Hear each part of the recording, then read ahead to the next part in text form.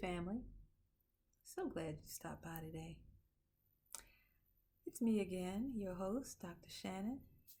Y'all know me, I'm your family therapist. I have over 21 years now in mental health. I'm a licensed professional counselor, certified clinical trauma professional, and master addiction counselor, to name a few of the things that I do out here in the field of mental health. For those of you, if this is your first time, welcome. And I'm so glad you found me, and I hope you stick around, hope you stay. What I want to talk to y'all today is about our icons. They're losing their mind. Ooh, Lord. I mean, these men have historic meaning in culture and in music, and they are losing their damn mind. In fact, their mind might just be lost, right? I want to begin with, since this is the most recent, the Dame Dash interview on the Breakfast Club. Now it's about 3 weeks old now, a couple weeks, 3 weeks old. And, since then, it's just been debacle after debacle for him. Yeah, that poor brother is really going through it. He made a total fool of himself on during that interview, been exposed for lies, and there's more memes of him now than I can count. And then there's Kanye. He's been quiet for a little while, right? But we know when he comes out all the way turned up. And there is some allegations that he does have a diagnosis. So this video is not to make humor of that. I take mental health very serious, and I am not in no way diagnosing either one of these gentlemen, but these are observations, and I want to sort of put a lens on this, because they represent what we see sometimes or experience sometimes in our own family, or even at the workplace. We have these people that we're dealing with, maybe not as extreme, because I will say this, right? Money gives you access to more resources. It gives you room to act a fool even more. So the people in our life are restricted to their bank account, right? They know they can only go but so far. At the workplace, you'll lose your job, or you may become unhireable. That's a word. In your family, people will cut you off. And, most of these people that cause us these problems are the folks in our family that, are in need the most. They have the most problems. They have the problems with their bank account. They have problems with their relationships. They have problems because they are the problem. So let's do some observations. Okay, let's start there. Let's start with Dame Dash. So what I notice about Dame Dash in almost every interview that he does is he's very good at like setting the stage, like centering dominance. So what do I mean by that, right? He lays this foundation that gives him authority, right? He creates boundaries that he intends to place on you, but gives him the freedom to misbehave. For instance, right? If you recall on the Breakfast Club, when he started that interview out, before they even got into the interview, the first thing he did was hand him out gifts. He told him, I bought gifts for you, right? So the gift giving is very, That is the bait. It gives you the impression that he's coming in peace. He's not coming in peace. That man came to fight. He came to act a fool, and he did not disappoint. He really clowned himself. But you will see this with folks who have this sort of behavioral style, right?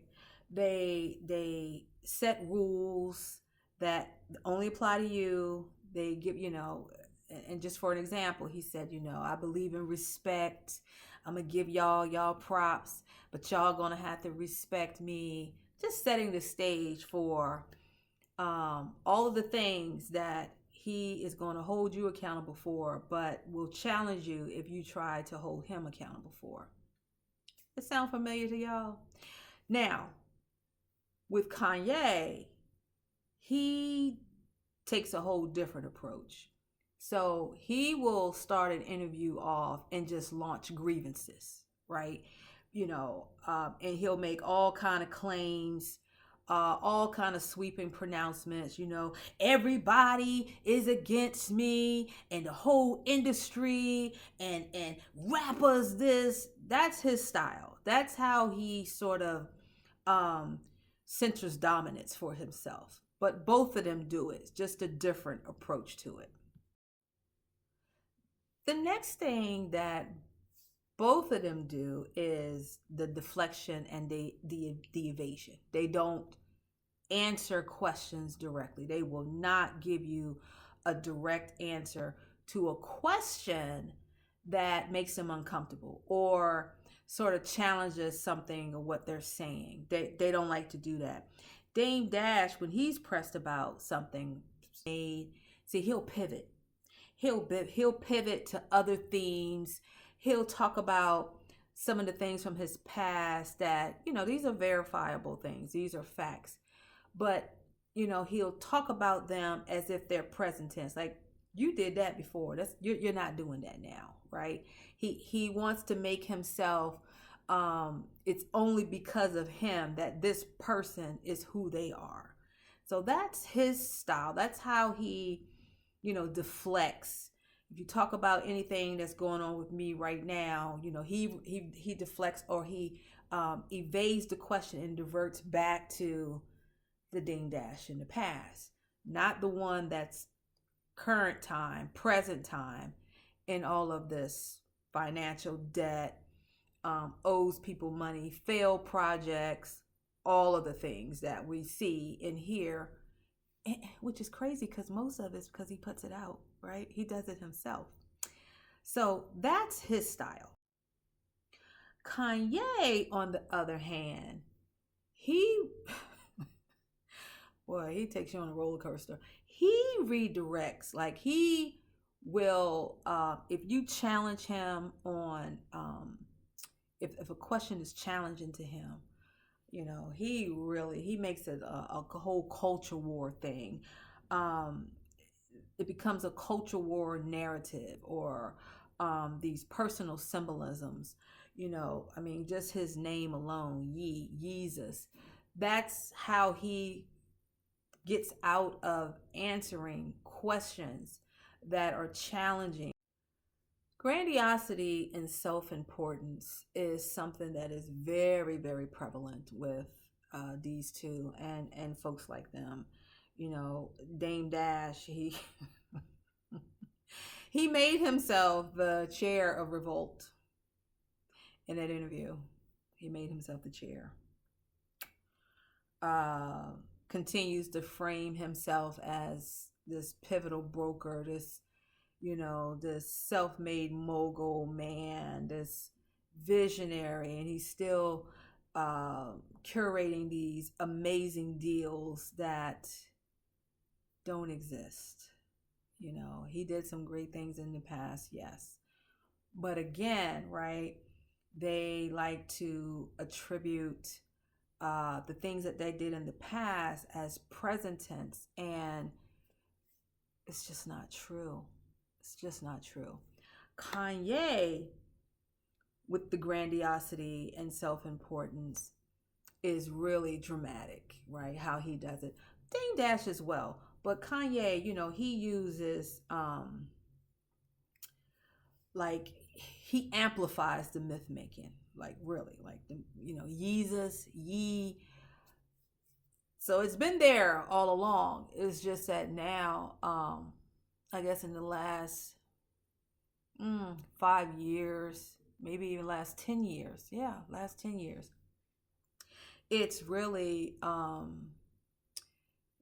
very prevalent as to this, these delusions of grandeur that exist with him. And some would say, well, he is great. And, he's done amazing. He's a genius. I don't know why people call him that. He's very good at what he does. He raps, but so, kind of fed that monster. But it's very he goes to the point as even identifying himself as a martyr. Like he's a very dramatic in his grandiosity and self-importance. Really grand. Both of them, in every interview, you can pick up on the inconsistencies and the contradictions that both of them often make, right? With Dame Dash, just the statements about his role in Revolt, the acquisitions that he claimed that he was seeking or on the verge of settling, the Grammy nomination, yeah, and some of these things being fact checked in real time, and when that happens, you see how they lash out. That's when the name calling happens, and the belittling that they then turn to when you question what they're saying, when there's evidence, like facts that are right there to do it for you. Like, only thing you're doing is repeating back to them what's factually available to the public online through resources, or even from the people who you claim you have these deals with. They're saying no, it's not true. So you see that with Kanye, his inconsistencies and contradictions, it's not necessarily in the same interview, but his narratives change over time. He will, praise someone or say someone was great, and this is, we're brothers and they're the best. And then, 2 interviews later, he's saying that they're terrible. I never liked them anyway. They were dirt. He does it. We saw it with Jay-Z and Beyonce. Recently with Kendrick Lamar and the Drake beef. He's just all over the place. His inconsistencies and contradictions usually happen over time. Dame Dashes happen in real time, right before your eyes. Like, dude, you said something totally different like 5 minutes ago.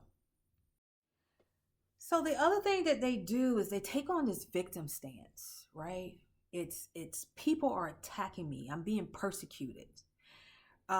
With Dame Dash, we saw him, reframing what he did. Like when Charlemagne pushed back on him with some of the things that he was saying, the first thing he said, "Oh, you're disrespecting me. You're disrespecting me. Don't say that because that's a trigger. You're triggering me." Playing them kind of games. But yet they want you to give them room to just disrespect the hell out of you. And Kanye, on the other hand, positions himself as being targeted by the industry, right? he really, the persecution narrative is because I'm calling these things out. It's because I'm uncovering this stuff. That's why they're all after me. I'm the martyr. I'm a truth teller. God told me this. So, and again, very much tied to grandiosity, but a different style with the persecution and taking the victim stance. So the last thing I'll speak on that they do is the that shock that they do, the boundary pushing, right? So they relies more on posturing, right, than shock value. This uh from Harlem, we don't do that. Real men don't do this. I don't respect men who gossip. I don't, that's the posturing, right? Asserting himself as being this sort of elite type of male, elite type of gentleman, or a rare individual, and most men don't measure up to me. Definitely not you, Charlemagne, or your little peons here. So that's that posturing. Kanye, on the other hand, yeah, he goes for the shock value with, all kind of disclosures.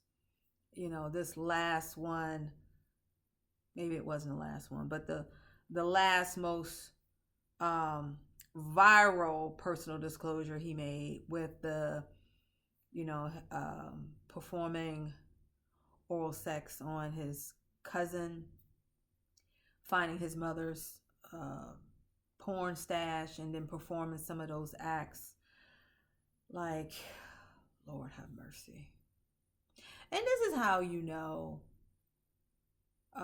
that there is something, I think, a little more deeper with Kanye. Because, yeah, that's shock value, but, whew,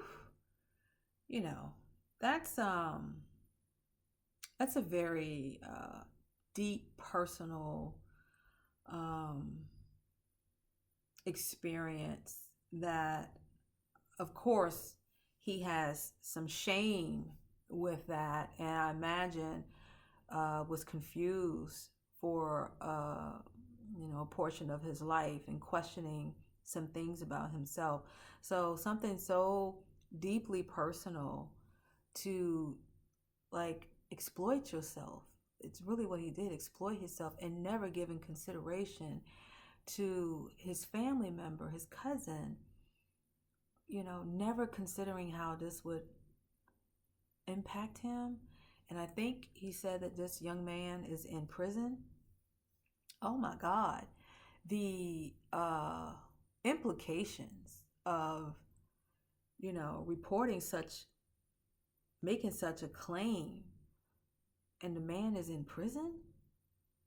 And, you giving this, you implying that, he may be homosexual or something, anything like that. Like, that's a very precarious environment for you to be exposing someone with something like that. It's very, very dangerous, very harmful.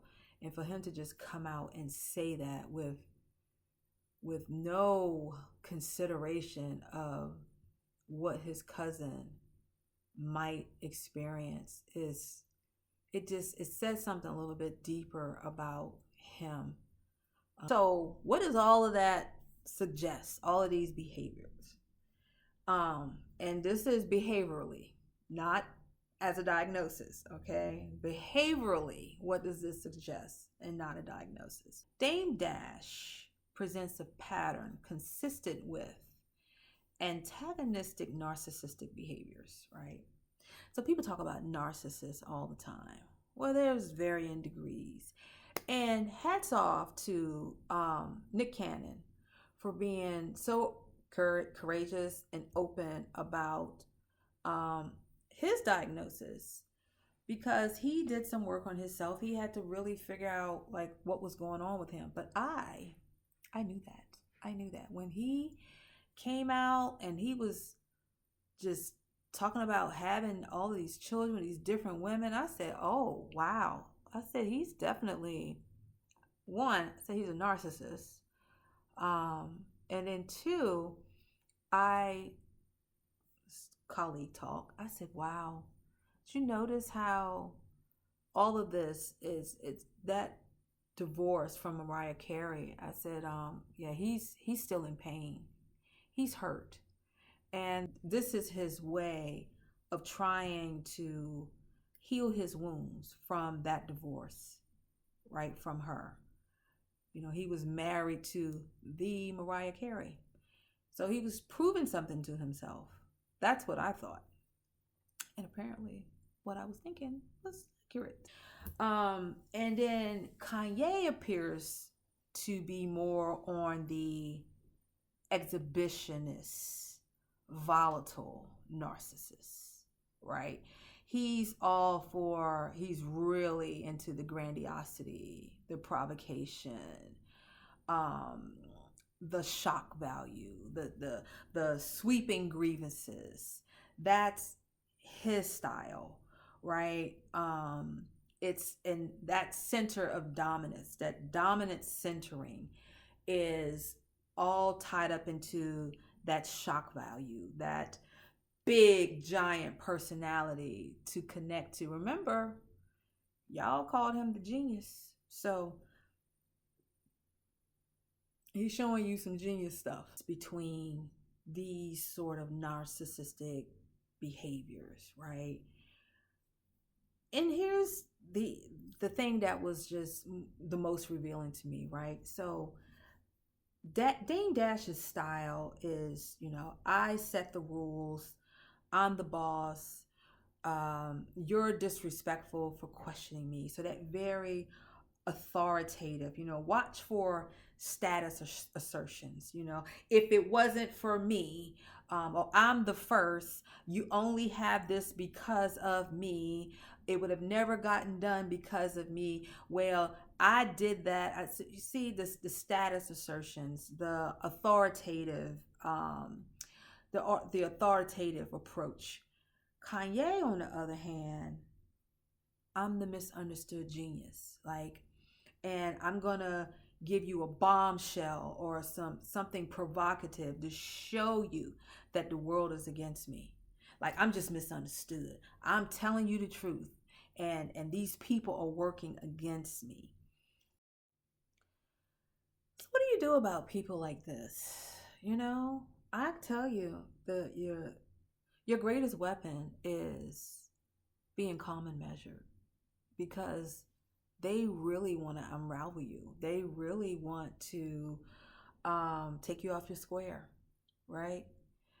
So that's the thing. Don't allow them to incite you.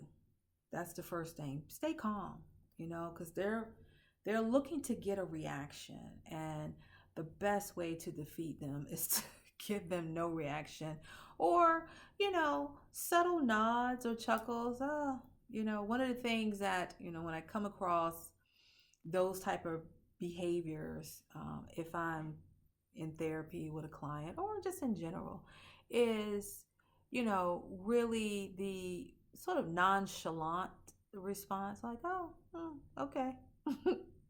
Interesting. Maintaining measurement, right? Being calm, even when they say something that is completely left field, or make an accusation. You're trying to get in my mind. You up here trying to analyze me. No, not at all. I thought we were having a conversation. Responses like that. But I am open. I am taking clients. If you would like to meet with me, I would be open to having you as a client if you think it would be more helpful for us to conversate, in that sort of space. I'm open to that. Get them with it every time. The other strategy that you can use is to always frame control, right? And it's keeping them focused, holding them accountable to the question, right? When they want to divert, oh, see, now you want to talk about old times. Well, why don't you talk about when I did this? Oh, how come you're not bringing up what that person did? We can get to that, but I want you to answer the question I just asked. Let's start there. Answer the question first, and then we can move on. So always bringing them back. Don't let them steer you over there, because they are very good with bobbing and weaving, right? So you want to keep them in the pocket. You want to keep them, you want to hold them accountable to the question that you're asking. Don't let them, go left field, right field, and then twirl around your head. Don't do that. No spectacle fuel, right? So when they give all of this, especially with Kanye, when he's being provocative and saying these, wild things, just be measured. And sometimes, when I find myself dealing with someone who does that, I just bring them back to the points like, that was a lot. Okay. But I'm not going to discuss that. That has nothing to do with the question I asked. That has nothing to do with the conversation that we're having right now. You're talking about something completely different. Let's focus. Okay. Let's get back to the question. So constantly bringing them back to the topic, the subject matter of the question, letting them know I'm not going to talk about that. And they may even say, oh, I know you don't want to talk about it, so you don't want to bring that up. You do the same thing. You're right. I don't, because that's not where we started. So when you see that none of those strategies are working, and they're starting to double down on their insults, they're trying to provoke you, the best move is not to fight harder. It's not to keep pushing, right? Don't match that energy. I want to empower you to control the atmosphere, right? You stay calm and measured, and you disengage. You disengage. You cut it off right there, and you let them know, this conversation, it's not respectful. It's not getting us anywhere. You want to continue to do more blaming. And so let's just end it. Let's just end it. And it can be for that moment. It can be for a week, or you can just end it all together and just, kick them to the curb. Because people who do this, right, these people create stress in our life that it's not necessary. We can love them from afar, that's for sure. We don't get to choose our family that we're born to. We do get to choose family, because you can create family anywhere you go. You can't choose the family that you're born to, but you can definitely choose who you allow access to you. So why does disengaging instead of matching energy works? Because the first thing it does, it denies them the drama that they're craving. They want the fight. They had no intentions on having a fruitful conversation. Nope. They want to blame, because the whole plan to begin with is to get out of accountability. Is no, I'm not going to let you expose me. I'm going to twist and I'm going to turn things. And so this, your plan for addressing my behavior is derailed. Like I'm going to send you over here. You're going to be so spun around after this conversation. What I did is going to be long forgotten. So the drama is to really divert the accountability. Also, it protects your emotional energy, right? We are not in the business of giving ourselves to these emotional vampires. We're not, but we will put them on notice that the behavior is not acceptable to us, and we're not going to tolerate it. So even if you get nowhere, at least they know that they're not going to be able to do what they do with you and you not call them out on it. Even if you don't get anywhere with it, even if you don't resolve the issue, I guarantee you they're going to start to avoid you, because they know it's going to come with, some sort of confrontation. It's going to come with challenge to their behavior, and they don't want that. They want their whole goal is to overwhelm you and bombard you with nonsense. And so we're not here for that. It also signals that their escalation is not going to control you, right? You're not going to become unraveled. You're not going to scream and holler with them. It still exposes them, and they know that, right? Because you had the nerve to challenge them. So that's all I got for y'all.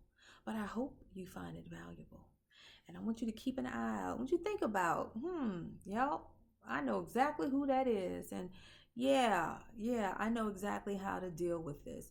And and I know how to deal with this.